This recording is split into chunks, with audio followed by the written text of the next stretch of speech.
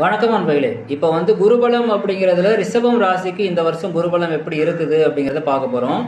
திருமணம் செய்வதற்குரிய குருபலம் அப்படிங்கிறது 2024, இன்னும் சொல்ல போனால் 2023 ஏப்ரல்லேருந்தே பார்த்தீங்கன்னா 2025 ஏப்ரல் வரைக்கும் கிட்டத்தட்ட 2 வருஷத்துக்கு ரிஷபம் ராசி அன்பர்களுக்கு குருபலம் அப்படிங்கிறது இல்லை. ஸோ அப்போனா குருபலம் பார்த்தீங்கன்னா இல்லாமலே சில ரிஷபராசிக்காரர்களுக்கு கல்யாணம் நடந்திருக்கே சார் அப்படின்னா, ஒன்று கல்யாணம் பண்ணிக்கக்கூடிய ஆணுக்கோ அல்லது பெண்ணுக்கோ ஏதாவது ஒருத்தருக்கு வந்துச்சுன்னா கூட போதும். அப்படி இல்லைனா கூட உங்களுடைய ராசிக்கு இல்லைனா கூட உங்கள் லக்னத்துக்கு இருந்தால் போதும். உங்களுடைய ஆண் அப்படிங்கிற பட்சத்தில், அதாவது ஆண் ஜாதகமாக இருக்கக்கூடிய பட்சத்தில் சுக்கிரனுக்கு இருந்தால் போதும், பெண் ஜாதகமாக இருக்கக்கூடிய பட்சத்தில் செவ்வாய்க்கு இருந்தால் போதும்.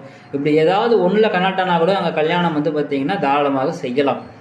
ஆனால் எல்லாமே விட ரொம்ப முக்கியம், உங்களுக்கு குருபலம் இல்லை. நான் சொன்ன எல்லா அமைப்புலேயே குருபலம் கனெக்ட் ஆகலை. ராசிக்கும் கனெக்ட் ஆகலை, லக்னத்துக்கும் கனெக்ட் ஆகலை, பெண்களுடைய ஜாதகத்தில் செவ்வாய்க்கும் கனெக்ட் ஆகலை, ஆணினுடைய ஜாதகத்தில் சுக்கிரனுக்கும் கனெக்ட் ஆகலை. அப்புறமும் கல்யாணம் பார்த்தீங்கன்னா உங்களுக்கு எப்படி நடக்கும் அப்படின்னா நல்லா புரிஞ்சுக்கோங்க. இது எல்லாமே கல்யாணத்தை சிம்பிளிஃபை பண்ணுறதுக்கு தான். உங்கள் ஜாதகத்தில் கல்யாணத்துக்குரிய அமைப்பு ஸ்ட்ராங்காக இருக்குன்னு வைங்க, குருபலம் இருக்குதோ இல்லையோ கல்யாணத்தை செஞ்சு வச்சிரும்.